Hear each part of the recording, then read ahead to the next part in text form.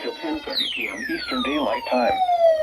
At 9:56 p.m. Eastern Daylight Time, a severe thunderstorm was located 7 miles southeast of Williamstown, moving southeast at 50 miles per hour.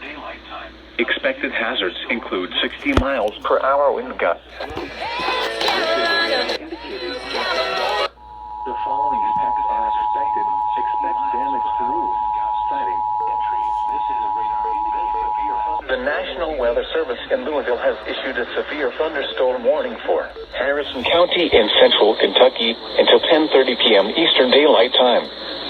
At 9:56 p.m. Eastern Daylight Time, a severe thunderstorm was located 7 miles southeast of Williamstown, moving southeast at 50 miles per hour.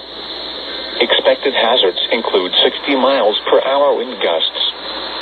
This is a radar-indicated threat. The following impacts are expected. Expect damage to roofs, siding, and trees. This severe thunderstorm will be near Cynthiana around 10:15 p.m. Eastern Daylight Time. For your protection, move to an interior room on the lowest floor of a building.